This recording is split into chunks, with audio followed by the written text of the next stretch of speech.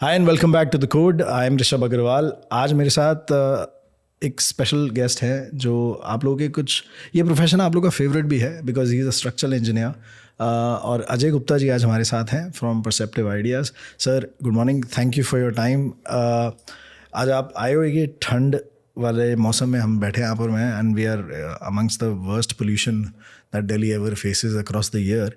So thank you for the time that you have taken out. Ajay sir, जब आप कोई भी बिल्डिंग डिज़ाइन करते हैं, what's your design philosophy like, और आपकी नज़र में what must a good structure never compromise on? See जो मेरी डिज़ाइन फिलोसफी रहती है, it's more on the longevity of the building.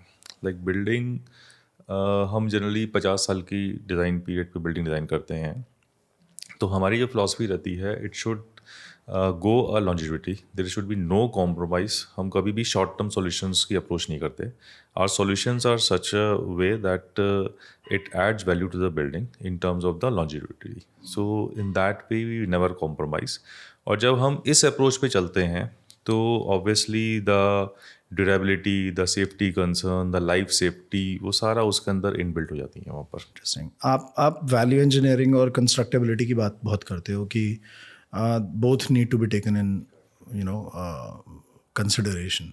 तो ऐसा कोई सिचुएशन या ऐसा कोई एग्जांपल हो आपके पास जहाँ money was saved but safety was never compromised?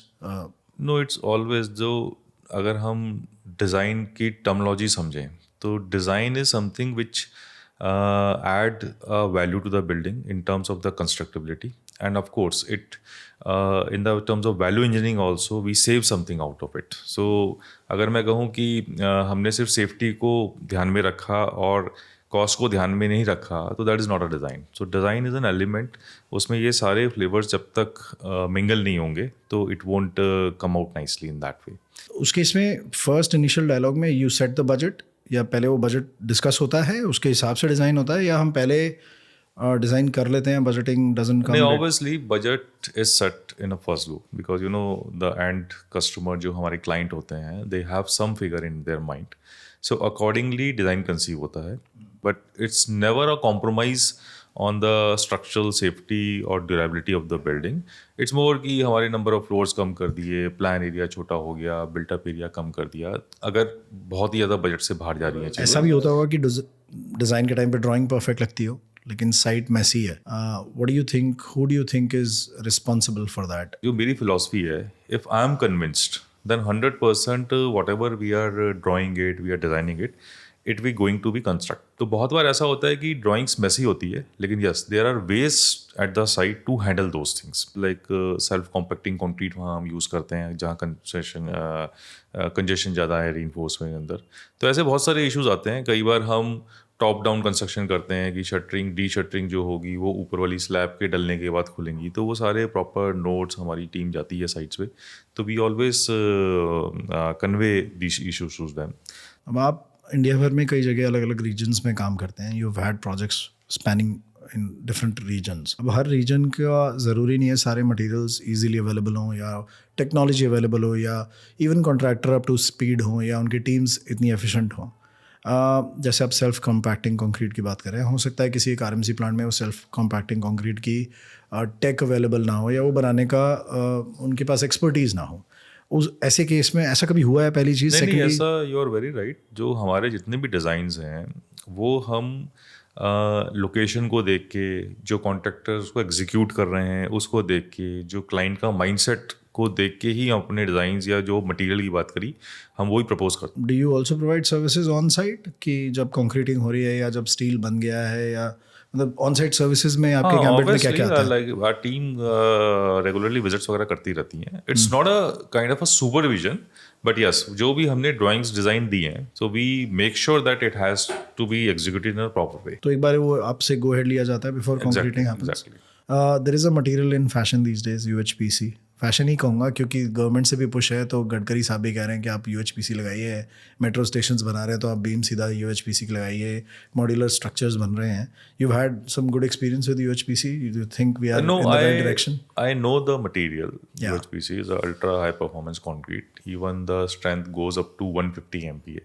तो जो normally हम M40 M50 यूज़ करते हैं, तो वो अचानक से M150 हो जाती है। तो it is as good as an steel. To be honest अभी तक बिल्डिंग्स में तो हम इसको यूज़ नहीं कर पा रहे हैं because of the cost constraint of it. So it's a very very expensive material. JW Marriott, AIIMS, Ambedkar stadium, क्रिजूमी, ओरिका, बहुत सारे प्रोजेक्ट्स पे आप काम कर रहे हैं और क्या भी है अपने पीछे। What's been the most challenging one out of them? When we were doing this Udaipur Aurika, so it's a hotel project developed by Lemon Tree Hotels Private Limited. It was a hill of in a slope of 30 degree. तो वो ऐसा एक पहाड़ था उदयपुर के अंदर। तो उस पर हमें 3 ब्लॉक फिट करने थे। तो अगर आप फोटोज़ भी देखें तो बड़े नाइसली वो 3 ब्लॉक फिट होते हैं। एंड जो ये अरावलीज रेंज है उदयपुर की, वो इतनी फ्रजाइल है कि आप एक्सकवेट एक जगह से करते हो और उसका इम्पैक्ट कहीं और आता है वहाँ पर। तो कई बार उसमें लैंडस्लाइड्स वगैरह भी हुए। तो वो लैंडस्लाइड जब हमने कुछ जगह हमें अपॉर्चुनिटीज़ मिली, हमारी साइट टीम ने उसके वीडियो शूट आउट करे, तो ऐसा लगता था जैसे पानी का बहाव आ रहा है। इस तरह से वो कुछ चंक पहाड़ का नीचे गिर के आता था।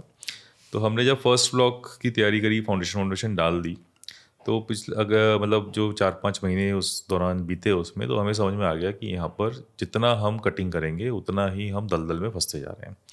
सो देन आई कन्विंस क्लाइंट कि हम यहाँ पर माइक्रोपाइल्स यूज़ करेंगे वहाँ पर। तो जब माइक्रोपाइल्स को, again it was a challenge क्योंकि पहाड़ था तो कोई ऐसा रास्ता नहीं था कि मशीनरी जाए। तो हमने मैनुअल रिग्स वगैरह का इंतजाम करा, ढूंढा अक्रॉस द कंट्री, तो वहाँ पर पाइलिंग करी। फिर उसके बाद भी जो ब्लॉक्स थे it was embedded into the hill. तो जैसे ही हिल को टच करते थे तो वो कहीं ना कहीं से और एक्सकेवेट होता था। देन वी फिगर्ड आउट कि हमने सारा उसको ऊपर लिया, हमने पहाड़ को टच नहीं करा। So we made a good stilt under the blocks. मतलब कई बार तो 12-12 मीटर का कॉलम खड़ा है वहाँ पर। तो उस तरह से सारी इसकी डिज़ाइनिंग हुई। एम्स फरीदाबाद के बारे में कुछ बताएंगे? एम्स फरीदाबाद, यस दैट्स मतलब उसमें कोई ऐसे चैलेंजेस नहीं थे बहुत ज़्यादा, but it's was a beautiful buildings in that way. अगर हम चैलेंज की बात करें तो the second project will, if I want to name it, is the Thapar university. Okay.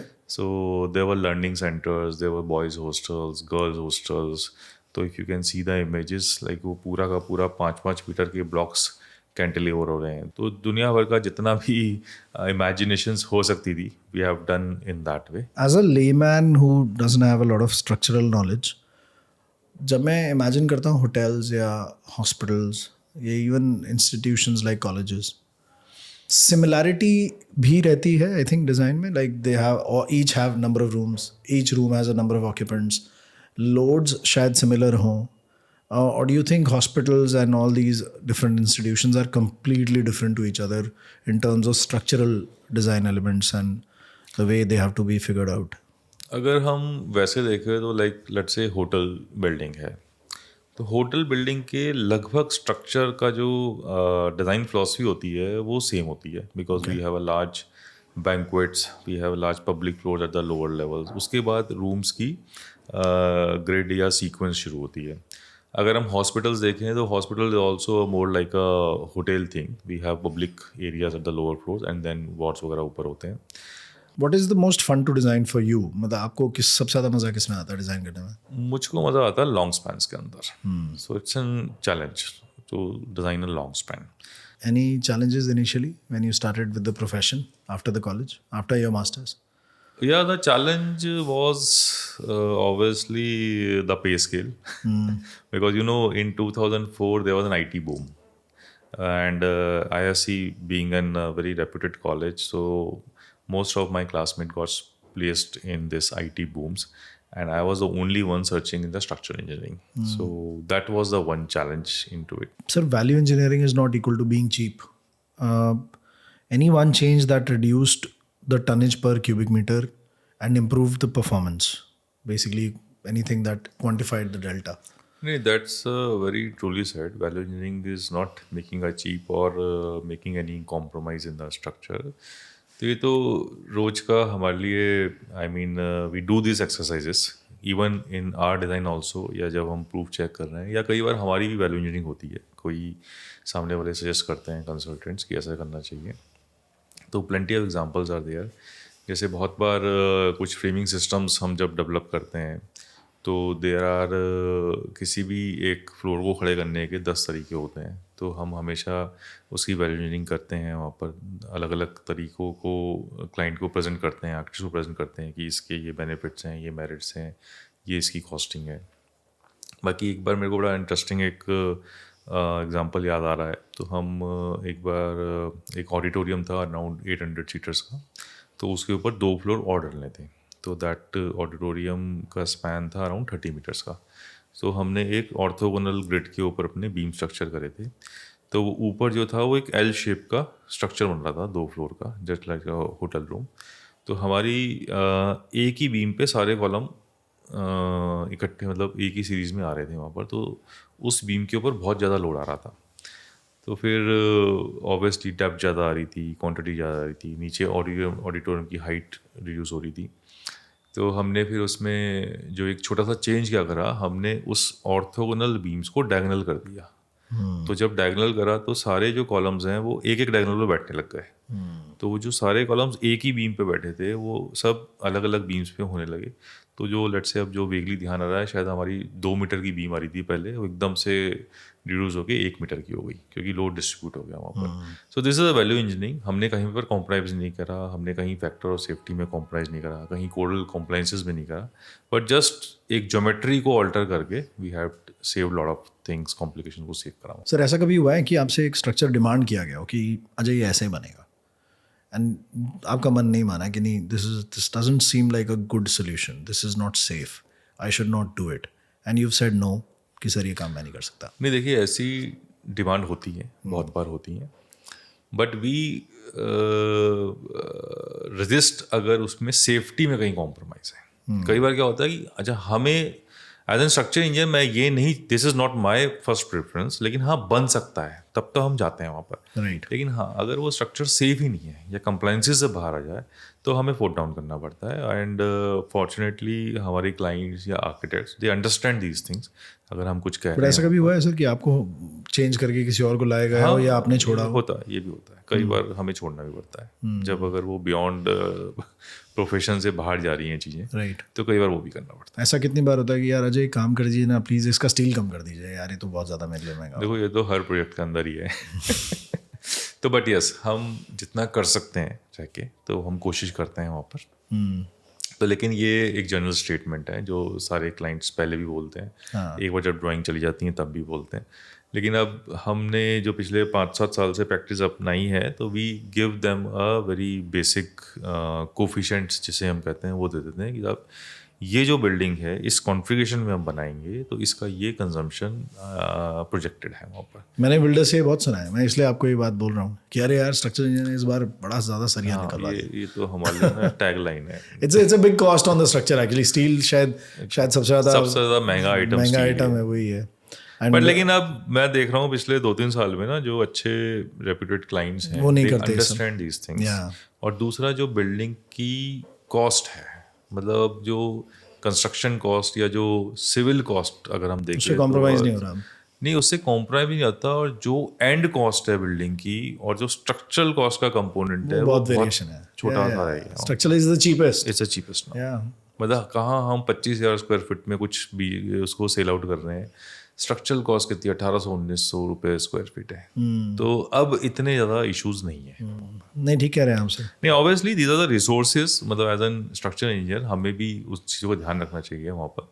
But I mean अब इस तरह का या तो कुछ हमारा क्लाइंट बेस ऐसा हो गया है और कुछ ये कल्चरल शिफ्ट भी आया नहीं, है। वो हो रहा है सर, धीरे धीरे कल्चर शिफ्ट तो हो ही रहा है। तो अब इतने इश्यूज नहीं है उस तरह। वरना आज से 10 साल पहले तो कोटेशन में जाता था, यस इतने रुपए पर स्क्वायर फुट डिजाइन फीस और इतने रुपए पर स्क्वायर फुट में करोगे। Yes yes yes yes, right. So we had gone through that phase also, right. But अब नहीं है वो चीज़।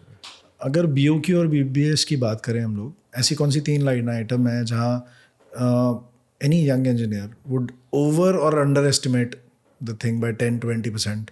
ऐसी कोई आइटम्स हैं इन दोनों में? देखिए, एक तो क्या है जो नॉर्मली जो मिस करते हैं, this shuttering is one item, अगर जो कि हाइट पे बहुत डिपेंडेंट है। ओके। लेट्स से शटरिंग एक 4 मीटर की हाइट पे करने की एक अलग एफर्ट या कॉस्ट है, एक 8 मीटर की शटरिंग करने में अलग एफर्ट कॉस्ट है। तो बहुत बारे जो हमारे यंग इंजीनियर्स हैं तो वो उसको मिस कर देते हैं। सो एक ये बड़ी लाइन आइटम है। उसके बाद अगेन शटरिंग के अंदर जहाँ पर हमने SCC यूज़ करा तो उसकी शटरिंग की प्रिपरेशन या उसकी कॉस्टिंग वो बिल्कुल अलग आती है, या हमने रेगुलर कंक्रीट को यूज़ करा तो उसकी कॉस्टिंग अलग आती है। तो मेरे अकॉर्डिंगली जो मतलब मोस्टली जहाँ पर मिस्टेक्स होती हैं या ओवरलुक होता है, शटरिंग पार्ट बहुत ओवरलुक होता है, क्योंकि कंक्रीट को क्वांटिफाई करना बड़ा आसान है, रीइंफोर्समेंट को क्वांटिफाई करना बड़ा आसान है। तो these are the items which they got missed. when we're talking about shuttering, let me quickly ask you about shuttering material also. आजकल तो कोई लिमिटेशन ही नहीं है, लोहे की शटरिंग से लेके लकड़ी की शटरिंग से लेके प्लास्टिक फॉर्म वर्क से लेके aluminium form work. Which one do you find the most beneficial? Which one do you think should become a norm in the future? मेरे ख्याल से aluminium form work is the very good material, it's the best material, because nowadays तो ये रीफैब्रिकेट भी हो जाता है। बाकी जब एक तो हैंडलिंग बड़ी आसान है एल्यूमिनियम फॉर्म वर्क की वहाँ पर करना, जो एंड प्रोडक्ट आता है हमें हमेशा मिरर सरफेस मिलता है, and being an modular thing तो गलती होने के चांस बहुत कम है। और पूरा क्योंकि उसमें डिज़ाइन का इन्वॉल्वमेंट है, अगर हम लकड़ी की शटरिंग देखें तो वहीं पर कारपेंटर काट काट के लगा रहा है उसको। तो यहाँ पर क्या होता है, जो स्लरी लीकेज और ये सब इश्यूज होते हैं वो काफ़ी हद तक एल्यूमिनियम में कम होते हैं। यस, और एक्सपोज कंक्रीट के लिए तो it is amazing actually. Expose concrete के लिए wooden is good, better finish wise. Have you worked with plastic form work? Plastic form work बहुत ज़्यादा नहीं करा, बट कुछ साइट्स पे यूज़ हुआ है जहाँ पर कन्वेंशनल को उन्होंने प्लास्टिक की तरफ करा है वहाँ पर। सो इंडिया में ना उसका यूज़ केस बहुत कम देखा है मैंने, बट अगर आप मिडल ईस्ट जाएँ तो प्लास्टिक फॉर्म वर्क यूज़ होता है बहुत अच्छे स्केल पे। उसकी लॉन्जिविटी बहुत लंबी है और वो ब्रेकेबल वाला सीन नहीं है। So basically even if you throw it from a distance और अ हाइट, वो जल्दी क्रैक नहीं होता, टूटता नहीं है, तो डैमेज बहुत कम होता है उसमें। So it's very multi use के लिए अच्छा है वो। फिनिश के बारे में I have not read much. कोई ऐसी non negotiable inspection point before slab pour जो आपको लगता है कि ये तो हमेशा मस्ट है, इसको ध्यान रखना चाहिए? तो एक लाइन में तो बताना मुश्किल है। बिल्कुल, मैं समझ सकता हूँ। क्योंकि वन इज़ द कैम्बर। जब हम शटरिंग देते हैं तो लॉन्ग स्पैन या कैंटिलीवर्स होते हैं हमारा, तो एक हम प्री कैम्बर देते हैं क्योंकि हमारा स्ट्रक्चर में हमेशा डिफ्लेक्शन होता है। तो अगर प्री कैम्बर नहीं दिया तो वो हमें स्लैब हमेशा झुकी हुई नजर आती है वहाँ पर। तो एक प्री कैम्बर देते हैं ताकि वो जब सेटल होती है तो it comes in a line and level.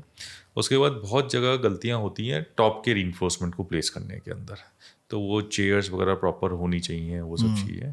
तो that is the main issues which we check before pouring the concrete. Sir कोई स्ट्रक्चरल इंजीनियर की रेमेडी बता दो, AAC ब्लॉक्स क्रैक ना करें, ऐसी है कोई रेमेडी? बिल्कुल है, बताइए सर प्लीज़। देखिए AAC ब्लॉक जो है ना वो बड़ा सॉफ्ट मटेरियल है, it has a very low compressive strength. तो AAC ब्लॉक में जो इवन जो कोड भी है हमारा AAC ब्लॉक का, वो ये कहता है कि आपको वर्टिकल्स एलिमेंट्स देने, जिसे हम मलियंस बोलते हैं, because they are not the load bearing elements. उसके बाद हर 1 मीटर या 1200 mm पर हॉरिजॉन्टल बैंड्स भी देने हैं वहाँ पर।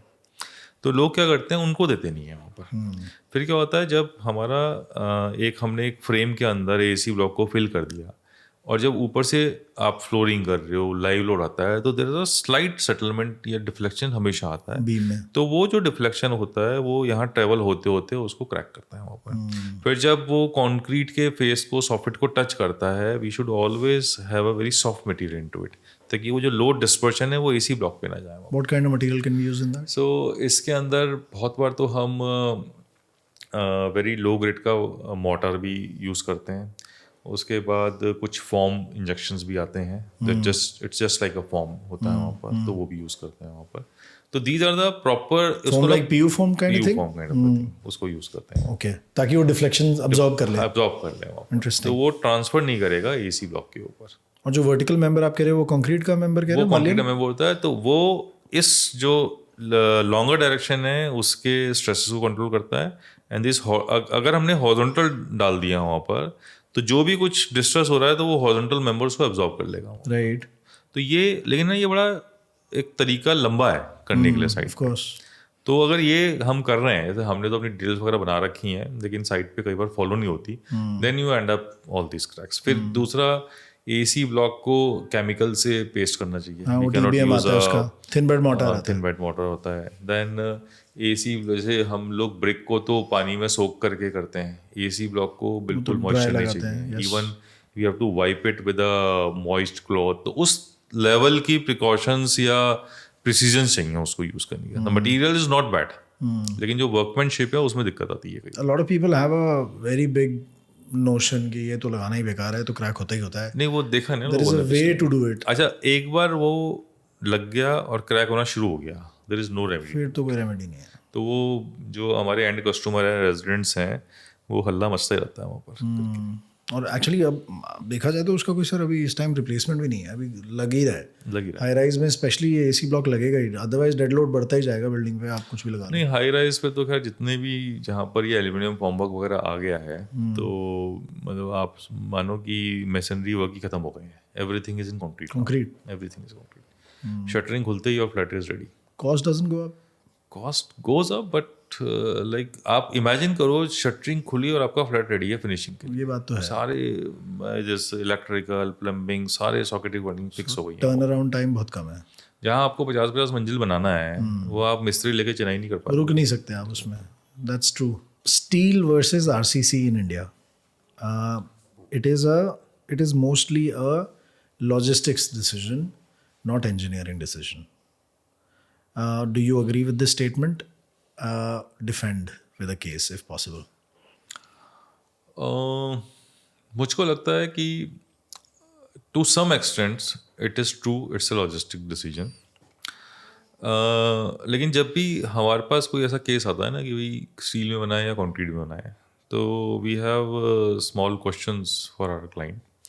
क्योंकि सबसे बड़ा पैरामीटर क्या है, जब भी हम स्टील बिल्डिंग बनाते हैं तो हमारी इनिशियल जो एक तो कैपिटल कॉस्ट बहुत इनिशियल फेज में इन्वेस्ट हो जाती है वहाँ पर. और अगर हम एंड टू एंड देखें तो जो हमारी स्टील की बिल्डिंग है उसकी कॉस्ट करीबन 18-20% ज़्यादा आती है कंक्रीट की बिल्डिंग की कॉस्ट. इनिशियल कॉस्ट बनाने की कॉस्ट मैं आपसे कह रहा हूँ. एक तो हुआ कि पैसा पहले ही उसके अंदर लग गया क्योंकि you have to procure the correct. Yes. Thing, और उसके बाद ओवरऑल कॉस्ट के अंदर भी वो इंक्रीमेंट होता है वहाँ पर. So are we ready to invest that thing? So that's the first question into it. उसके बाद बिल्डिंग अगर स्टील की कोई भी बिल्डिंग स्टील को सपोर्ट करती है अगर वो एक रेक्टेंगुलर या स्क्वायरिश या ऑर्थोगोनल शेप की बिल्डिंग है. वहीं अगर कर्व आउट हो गई तो उसको बड़ा चैलेंज है करने के अंदर. So that is another thing. फिर लॉजिस्टिकली जैसे कई बार बहुत टाइट साइट्स हैं, let's say you are doing something in Connaught Place जहाँ पर चारों तरफ बिल्डिंग ही बिल्डिंग है, ना आपको ट्रक मूवमेंट अलाउड है, रात को काम नहीं कर सकते. तो इस तरह की जो साइट्स होती हैं वहाँ पर स्टील की बिल्डिंग मोर सुटेबल है. या फिर ऐसी बिल्डिंग की जहाँ पर आपको ऑब्वियसली स्टील की बिल्डिंग बनाते हैं हम तो वो बड़े कम टाइम में ख़त्म हो जाती हैं. अगर आपको बिल्डिंग ख़त्म करके if you are gaining some benefit out of it, maybe let's say it's an office building कि आपको रेवेन्यू जनरेट हो रहा है. अगर आपको 6 महीने पहले आपने बिल्डिंग खत्म कर ली एंड यू आर एबल, या स्कूल बिल्डिंग है, आपका सेशन शुरू होना है, तो ये सारे पैरामीटर्स को एक बार हम डिस्कस करते हैं क्लाइंट के साथ. अगर वो फिट होते हैं देन वी से कि आपको स्टील पे जाना चाहिए वहाँ पर. And in terms of the compliances safety there is no issue with the steel versus concrete building. They are equally good compliance. Even पूरा अमेरिका, यूरोपियन कंट्रीज स्टील में बनी हुई हैं वहाँ पर. और अगर हम दिल्ली एनसीआर की बात करें तो हमारे पास तो आजकल ना काम करने के महीने ही 6-7 बज गए हैं. करेक्ट. 3 महीने एनसीआर में एनजीटी में चले गए, फिर बारिशें आती हैं. तो स्टील स्ट्रक्चर या जो स्टील कंस्ट्रक्शन है somehow it is facilitating all this things. So we save times क्योंकि इट्स एन ड्राई कंस्ट्रक्शन, सारा शॉप में बनता है, बोल्टिंग वगैरह हो रही है वहाँ पर. तो इवन एनजीटी के अंदर जो ये पॉल्यूशन है उसके अंदर काफ़ी उसमें रिलीफ. अगर हम कॉस्ट और लॉजिस्टिक्स का फैक्टर हटा दें जहाँ नहीं एग्जिस्ट करता, do you prefer a steel building to a concrete building, reinforced building? देखो, I personally go for a concrete building RCC in that case. क्योंकि एक तो हमारा अभी जो कल्चर वो स्टील पर इतना ज़्यादा शिफ्ट नहीं हुआ है. Still we have very few people या few contractors who are good in the steel buildings वहाँ पर. फिर जो स्टील जो मटीरियल इंटरफेसेस हैं that also plays a big role. क्योंकि कंक्रीट की बीम पर एक मशीनरी की वॉल खड़ा करना, उसको इंटीग्रेट करना बड़ा आसान है, लेकिन स्टील के फ्रेम पर मैसनरी को करना, उसके जॉइंट को क्रैकलेस बनाना, सो थोड़ा सा उसमें चैलेंज है। इंटरेस्टिंग। ओके, सो अगर लॉजिस्टिक्स इश्यूज नहीं है then I prefer to go with the concrete. interesting. Okay. Maintenance of a steel building is more than an RCC building, do you think? Yes. Steel को maintain करना भी steel एक अपने आप maintain में करना, पूरा हुआ है। It requires a regular audits. तो उस तरह से अब क्या होता है, हमारे पास तो मोस्टली तो सब कुछ फॉल सीलिंग से छुप जाता है वहाँ पर, तो आपके पास स्कोप ही नहीं होता मेंटेन करने के लिए। So RCC is easy to maintain as compared to the steel buildings. Then one more very important thing is the fire rating of a steel elements. So every steel element has to be fire rated. So there are means of doing it, but उसको correctly करना, concrete में तो क्या होता है ना, बाद में भी लोग उसमें ड्रिल शिल मारते ही रहते हैं। राइट। तो लेकिन अगर स्टील बिल्डिंग के अंदर एक बार फायर रेटिंग हो गई, उसके ऊपर ड्रिल वगैरह चलाए गए, तो फायर रेटिंग कहीं ना कहीं डैमेज होती है, कॉम्प्रोमाइज होता है, तो इस तरह के इश्यूज ज़्यादा हैं। So do you think we are over specifying MEP shafts and under designing lateral systems in many towers today? नहीं, ऐसा तो मुझको नहीं लगता। MEP की जो रिक्वायरमेंट्स हैं they are always theirs, we always fight. जब भी हमारी डिज़ाइन कोऑर्डिनेशन मीटिंग होती हैं तो हमेशा टसल या एक तरह के डिस्कशंस रहती हैं MEP कटआउट शाफ्ट्स को लेके।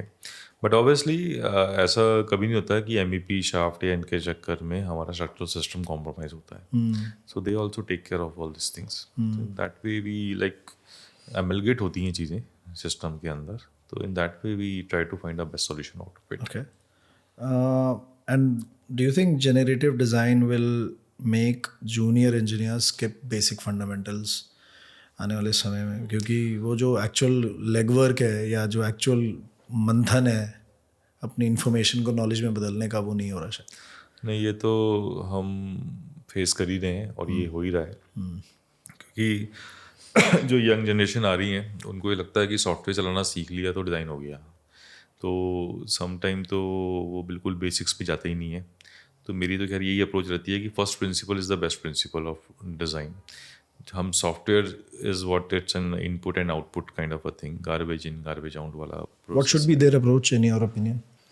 मेरे हिसाब से they should understand the building first. मतलब कई बार जैसे हमारे यहाँ जब नए बच्चे आते हैं तो हम तो बहुत ज़्यादा उनसे ना मैनुअल कैलकुलेशंस, मैनुअल चेक्स ये वगैरह कराते हैं, तो एक बार जब तक वो फीलिंग नहीं आएगी कि बिल्डिंग को बिहेव कैसे कर रही है, mostly the behaviour of the building is very important to understand. क्योंकि एक बार आपने बिहेवियर समझ लिया then it's a resolving of forces और फिर डिज़ाइन करने का तरीका है वहाँ पर।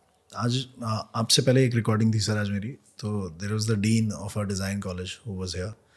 तो मैंने उनको पूछा कि मैम आप how are you preparing the kids for the world outside, कि वो 4 साल 5 साल आपके यहाँ वो जो कोर्स कर रहे हैं उसके बाहर की दुनिया के लिए वो कैसे तैयार हो रहे हैं। So she gave me some examples where industry experts come and they take up courses every semester etcetera. Sadly civil engineering में ऐसा नहीं हो रहा है इंडिया में। सैडली सिविल इंजीनियरिंग में जो वो पढ़ रहे हैं ना, वो बाहर आके तैयार ही नहीं हो रहे उस साइड के लिए। वो और साइड पर आके धूल धक्कड़ खाना है उसने बेचारे ने। बट आइडिया ये है कि whoever it is a boy और अ गर्ल, गर्ल्स के लिए तो सिविल इंजीनियरिंग बिल्कुल ही एकदम डूम है, वहाँ तो कोई इकोसिस्टम ही नहीं है कि हम वो सस्टेन कर सकें। बट समटाइम्स मुझे लगता है कि वो इनकी तरफ थोड़ी एम्पैथी रखनी पड़ेगी यंग सिविल इंजीनियर्स के लिए ना। नहीं, जैसे अब हमारे पास कई बार कॉलेज से बच्चे आते हैं, तो even colleges are also trying their best. तो बहुत सारे कॉलेजेस ने लास्ट सेमेस्टर जो है वो एज एन ट्रेनिंग के लिए डेप्यूट कर रखा है। ओके। तो अभी इवन एट प्रेजेंट ही हमारे पास 3 बच्चे हैं, so they are with us from last 6 months। तो 6 महीने एक बहुत अच्छा पीरियड है, Exposure अच्छा मिलता है। एज एन प्रोफेशनल ऑल्सो हम हर साल ऐसे 3-4 बच्चों को लेते हैं और बहुत बार तो वो हमारे पास ही ऑब्जर्व हो जाता है। राइट। तो वो 6 महीने is a very good period. तो वो जो एक कंसर्न है ना कि कैसे वो तैयार हो रहे हैं, दूसरा डिपेंड करता है बच्चों पे भी डिपेंड करता है कि कितने एफर्ट लगाते हैं वो लोग। बट 6 months ये जो कॉलेज का करिकुलम, जैसे हमारे टाइम में ऐसा कुछ नहीं हुआ करता था। हमारे टाइम में तो 6 हफ्ते 4 हफ्ते की एक ट्रेनिंग छोटी सी हुआ करती थी। But I think that's a good step they had taken. Interesting. First 12 months for a fresher in structures firm, the exact skill stack that you enforce, be it hand calculations, FEM, detailing, site, ऐसी कौन कौन सी skills हैं जो पहले 12 महीने में आपके यहाँ किसी को सीखने को मिल सकती हैं एक यंग इंजीनियर को? हम जो कोशिश करते हैं, we want to prepare our young engineers so that they understand the building, या the flow of the building. सबसे पहले तो ड्राइंग पढ़नी आनी चाहिए वहाँ पर। उसके बाद जब वो ड्राइंग से एक ड्राइंग्स हैं एक फिज़िकल मॉडल से एक एनालिटिकल मॉडल पे कैसे जाना है, उस एनालिटिकल मॉडल को you run, you get forces, फिर वो एनालिटिकल मॉडल से वापस फिज़िकल मॉडल पे कैसे आना है वहाँ से। तो हम कोशिश करते हैं कि अगर पहले 8-10 महीने के अंदर अगर वो यहाँ तक पहुँच जाते हैं तो then they can excel in a very good way. Interesting. That way this would be engineers who've done their masters in structural engineering, या ये वो ग्रेजुएट इंजीनियर्स होंगे? एक्चुअली ना अभी इनिशियल 6-8 महीने ना दोनों ग्रेजुएट और मास्टर्स सेम उस पर रहते हैं क्योंकि एक्सपोजर नहीं मिलता। वाओ, फिर देन मास्टर्स दे पिकअप, जो बच्चे मास्टर्स करके वो जल्दी आए पकड़ हैं, लेते होंगे. तो वो उसको जल्दी पकड़ लेते हैं वहाँ से। लेकिन इनिशियल दोनों, क्योंकि वो उनके लिए ना सब कुछ नया होता है वहाँ पर। Okay, interesting. Do you think should architects ever sign off on structural intent drawings without a coordinated BIM clash pass? Normally architects sign the drawings, the framing plans and all, general arrangement of the beam Structural columns and- intent. Structural intent, yes, that's the structural intent. They don't sign the reinforcement drawing Okay. because they don't have to do with that. But Do you think should architects sign off on a structural intent drawing without coordinated BIM no way, clash no way, pass? no way. It can. But it does cannot happen. नहीं, ऐसा generally नहीं होता क्योंकि otherwise वो जाके आगे कंस्ट्रक्टेबिलिटी में रुक जाएंगी चीज़ें। तो वो हमें काम तो करना है, चाहे आज कर लो या हाँ, फिर वो जाके बस समय की खराबी है एक तरीके से, आप यही होगा. तो जो भी स्ट्रक्चर ड्राइंग है, it has to be well coordinated, क्योंकि चीज़ें तो सब ना इनिशियल डेज में बन जाती हैं। जी. Then it's all the coordination, we have to inbuild the services, the intent, everything into that. तो जब तक क्लास डिस्ट्रक्शंस वगैरह नहीं होता तब तक साइन ऑफ नहीं होती। Okay, okay. One myth about a tall building design that you want students to completely forget and unlearn. Any myth for a tall building design that you think they should let go of? So I'll say it's not whatever they had learned in their courses, it's the same application of those knowledge or theory only. So it's nothing different कि हमें tall building को कोई अलग से course करना है या कुछ करना है। तो जो बेसिक प्रिंसिपल्स हमने लर्न करें हैं अपने ग्रेजुएट और मास्टर्स के लेवल पर, उन्हीं प्रिंसिपल्स को अप्लाई करके वहाँ पर आनी चाहिए। So they should trust their fundamentals Yes, and exactly. make them their core strength. Any failure analysis story that you have with us which changed something in you, which made a shift in your office? ऐसा कोई analysis किया हो किसी failure का, आपने कहा हो कि ओके आज से ये नहीं होगा, या फिर आज से ये इसको हम as a fixed rule, thumb rule रखेंगे अपने डिज़ाइन में? देखिए, जो एक चीज़ जो हमने ऑब्जर्व करी है, जो हमारे जियो टेक्निकल पैरामीटर्स होते हैं जी, so that plays a very important role in to it. तो कुछ जगह पर बहुत बार कुछ चीज़ें मिस भी हो जाती हैं। तो हमने क्या करा है पिछले 8-10 साल में, we develop our own geotechnical interpretation report. जो भी हमारे पास एक जियो टेक्निकल रिपोर्ट आती है, हम उसको अपने फॉर्म में डेवलप करते हैं। We had a check list, सारे उसमें डॉक्यूमेंट्स हैं, and that has to be like signed by 3 levels, engineer which has done that thing, then our design associate and then myself. तो उससे जो जियो technical parameters हैं वो सारे freeze होने बहुत जरूरी है। So that's a very important thing. Interesting, okay okay. अगर बजट में 100 रुपये स्क्वायर फीट का बजट बढ़ जाए तो आप उसको कहाँ स्पेंड करना चाहोगे मैक्सिमम लाइफ साइकिल गेन करने के लिए स्ट्रक्चर में? So I will try to spend on the concrete durability, okay, kind of thing. तो मैं चाहूँगा कि हमारी जो कंक्रीट है उसको और ड्यूरेबल बनाई जाए वहाँ पर। So there are many means of making it durable. Maybe some examples like adding fines into it, जो फ्लाई ऐश है या जो हमारी GGBS हैं, उससे ड्यूरेबिलिटी में काफ़ी इंक्रीमेंट होता है। देन उसका जो परकिलिटी है उसको रिड्यूस, वाटर सीमेंट रेशियो को रिड्यूस करते हैं, वो ज़्यादा बेनिफिशियल है। देन साइट पे वर्कमैनशिप जो है, चाहे उसकी कॉम्पैक्शन है, वाइब्रेटर्स चलाना है, उसमें कॉस्ट का तो कोई वो नहीं होगा। 100 रुपये अगर हमें डालने हैं कहीं बजट बढ़ गया तो वर्कमैनशिप बढ़ती जाएगी ना, आपका थोड़ा सा प्रोसेस स्लो हो जाएगा वहाँ पर करके, तो that way it helps. Okay, interesting. Okay, basement leakage की अगर बात करी जाए, so we are talking about jointing, we are talking about water stops, subsoil drainage, basement leakage, especially in big size projects that you do. I went to Bharat Mandapam अभी recently, तो जब आप basement parking से बाहर निकलते हैं तो आपको पता चल जाता है कि वहाँ पानी अंदर जा रहा है। और ये पब्लिक बिल्डिंग्स हैं जो बहुत अच्छी एजेंसीज ने बनाई हैं और अच्छी एजेंसीज ने डिज़ाइन किया है इनको, but there is still that failure. What do you think is like the right few things that completely need to be paid attention, non negotiable, कि इन चीज़ों पे हमेशा ध्यान रखना है, अदरवाइज ये हमेशा होता रहेगा? देखिए, सबसे पहला तो है पैरामीटर्स, कि हम जहाँ काम कर रहे हैं वो आज के पैरामीटर्स क्या हैं और डाउन द लाइंस वो पैरामीटर्स में इंक्रीमेंट होगा या डिक्रीमेंट होगा। जैसे जस्ट फॉर एग्जांपल अगर हम द्वारका एक्सप्रेसवे के सेक्टर्स की बात करें तो वहाँ पर पिछले 8-10 साल में जो वाटर टेबल 8 मीटर पे थी वो वाटर टेबल आज 4 मीटर पे या 3 मीटर पे मिल रही है वहाँ पर। तो जब हम इस तरह के वेरिएबल सेक्टर्स में काम करते हैं तो हम कोशिश करते हैं कि हम ज़्यादा से ज़्यादा वाटर टेबल को ले लें ताकि उसका जो इम्पैक्ट है वो हमारे स्ट्रक्चर में कैप्चर हो जाए और उसके अकॉर्डिंगली डिज़ाइन कर जाए। तो first is the two study the environment. कई बार हमें इस तरह के प्रोजेक्ट्स के अंदर हाइड्रोलॉजिकल कंसल्टेंट्स की भी ज़रूरत पड़ती है, उनको रोप इन करना पड़ता है वहाँ पर, क्योंकि this is not our subject. हमें तो हमारे लिए इनपुट है कि कितना वाटर है। तो जब हमने उनको लूप इन करा तो they tell us in a more professional way कि क्या लेना चाहिए। So first is the parameter. Second है कि हम सबसे पहले जो हमारा डिज़ाइन है, we have to design in सच ए वे कि अगर वाटर प्रेशर चाहे वो वॉल से साइड से आ रहा है या फ्लोर से नीचे से आ रहा है तो उसको हम अपने स्ट्रक्चर एनालिसिस में इनकॉर्पोरेट कर लें। देन हमने ये सब कर लिया, उसके बाद हमको अपनी कंक्रीट को प्रोटेक्ट करना है with there is always the water is in contact with the concrete.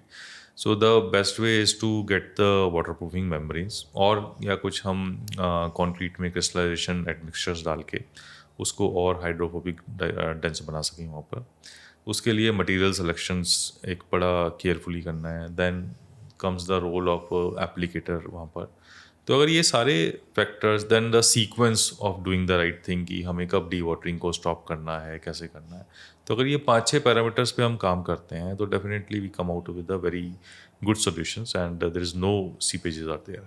Sir अभी क्या हो रहा है ना कि अभी एक तो कंस्ट्रक्शन तो चलिए हो ही रही है, रिक्वायरमेंट भी है, लोगों के घर भी बनने हैं, सब कुछ बनना है, और we are in a construction boom right now within our country. भले ही वो आप इंफ्रास्ट्रक्चर कह लीजिए, प्राइवेट कह लीजिए, कुछ भी कह लीजिए, इंस्टीट्यूशंस की भी ज़रूरत है, बच्चे भी हैं, सबको कॉलेजेस चाहिए, सबको हॉस्पिटल्स चाहिए, स्कूल्स चाहिए, बहुत कुछ चाहिए अभी, और इंडिया का इकोसिस्टम अब ग्रोथ मोड में है।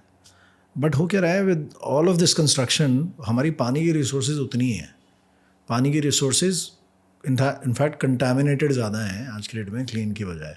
सो जो कंक्रीट हम बना रहे हैं it is not actually using portable water. Portable water तो कहीं भी नहीं होता, कोड में तो शायद लिखा है कि ड्रिंकिंग वाटर वाला क्वालिटी यूज़ होनी चाहिए, पोर्टेबल वाटर लिखा होना चाहिए, यूज़ होना चाहिए, बट वो होता नहीं है। आज जो घर मकान लोग बना रहे हैं, मैं उनको जितनी बार भी बोलता हूँ कि आप अच्छे से अच्छा TMT खरीद रहे हैं या आप अच्छे से अच्छा सरिया, आप टाटा स्टील खरीद रहे हैं, आप सेल का सरिया लगा रहे हैं, आप कोई भी ब्रांड का सरिया खरीद रहे हैं 70 रुपये किलो का, आपका पानी और आपके एग्रीगेट में क्लोराइड्स और सल्फेट्स नहीं होने चाहिए। जब मैं उनको ये बोलता था मुझसे पूछते हैं सर ये कैसे चेक करूँगा, मैं उनको बोलता हूँ जी आप सैम्पल भेज दीजिए लैब। बट ये हमेशा सक्सेसफुल हो पाता है क्या? Do you think it is possible for us today to build in a very very codal manner, या आपको लगता है कि बस थोड़ा बहुत राम भरोसे भी रहना पड़ेगा आज? नहीं, ऐसा नहीं होता। देखिए, एज एन डिज़ाइन कंसल्टेंट हमारे पास वैसे तो by default water test reports आती हैं, अगर नहीं भी आती है तो हम उसमें करवाते हैं। अच्छा, आप जो प्रोजेक्ट्स करते हैं ना ऑर्गेनाइज्ड होते हैं, मतलब there is a team there, there are consultants there, but I am talking about houses, homes, जहाँ साइड पर शायद इन सिटू मिक्सर मशीन लगा के कंक्रीट बन रहा है। सर देखो, अनइंजीनियर्ड प्रोजेक्ट को तो कंट्रोल करना बहुत ही मुश्किल है, बहुत टफ है सर, बहुत टफ है। क्योंकि उसमें क्या होता है ना, जो एंड यूज़र है उसको कुछ पता नहीं है, जो ठेकेदार या कॉन्ट्रैक्टर बना रहा है वो अपने पिछले 40-50 साल के अनुभव पे ही चल रही हैं, उसके फादर या वो चल रही हैं वहाँ पर। तो इसका तो मेरे पास सोल्यूशन नहीं है। और देखिए वो जो 30-40 साल का एक अनुभव है ना उनका, उस समय पानी भी ठीक था, एग्रीगेट भी ठीक था, हम लोग वो क्रश्ड सैंड नहीं यूज़ करते थे। आज से 30-35 साल पहले ना सिर्फ ईंटों के मकान बना करते थे, correct, load bearing, double storey, load bearing walls. आप मैंने ऐसे ऐसे घर देखे हैं 4-4 मंजिल बिल्डिंग, लोग उसको ना हम खड़ी ईंट बोलते हैं, मतलब वो फ्लैट ईंट को भी खड़ी कर देते हैं, मतलब जो 4.5 इंच की ईंट होती है उसको खड़ा करके वो 3 इंच पे 4-4 मंजिल के घर बने हुए हैं वहाँ पर। तो उसमें किस लेवल पर आप करेंगे इंजीनियरिंग, तो वो तो बहुत टफ है करना। नहीं भी ये एक इशू है, ये हमारे एक पूरे इंडियन कंस्ट्रक्शन इकोसिस्टम में इशू है, और ऐसी ड्वेलिंग्स बहुत हैं, बहुत ज़्यादा। और मेरे को लगता है जब भी कुछ भी सिस्मिक एक्टिविटी हुई ना, तो हमारी ये इंजीनियर्ड बिल्डिंग तो खड़ी रहेंगी प्रॉपरली, कुछ छोटा मोटा डैमेज होगा बात अलग है, मेन जो कोलैप्सेस होंगे वो सब ये अनइंजीनियर्ड बिल्डिंग्स होंगी। एंड अनफॉर्चुनेटली क्या होता है, जब कोड रिवाइज होता है ना, तो जो इंजीनियर्ड बिल्डिंग है वो पैनलाइज होती जा रही है, राइट। अब ये जो अनइंजीनियर्ड बिल्डिंग्स हैं ये वहीं की वहीं हैं, they are not following any code into it, right. उनको क्या फर्क पड़ रहा है? What do you think is the solution? Do you think a policy framework should come in and just take them over and say कि boss ये करना ही पड़ेगा? अगर जान बचानी है तो या तो फिर वो हर इंडिविजुअल पे छोड़ दिया गया, अपना घर अपने आप देखिए, आपने जब बनाया भी अपने आप तो देखिए भी अपने आप, आई don't no, but it's a very sad situation जो अभी हो रखी है। आज हम संगम विहार जैसे इलाके की बात करें, it is Asia's biggest unauthorised colony. I don't know, गली नहीं है सर वहाँ निकलने के लिए, फायर ब्रिगेड अंदर नहीं जा सकती, एम्बुलेंसेज नहीं जा सकती कुछ नहीं आ सकता। So there are bunch of such areas which are developed like that in a sad way. Ajay sir, thank you for your time today. हमने आपसे काफ़ी सवाल पूछे, कुछ चीज़ें हमें नई नई सीखने को मिली। If the audience has some questions I will relay them to you, and we will come back and maybe also take some references from you for a geotechnical expert, maybe a hydrological expert, and maybe we can have them over for a podcast as well. Guys, this was your favorite structural engineer Ajay Gupta ji, and if you have any questions for him, please write to me at India's #1 construction podcast @gmail.com. You can follow me on Instagram at India's #1 construction podcast and message me there. If he has answers to your queries, we will relay them back to you. Thank you so much for tuning in. Ajay sir, thank you.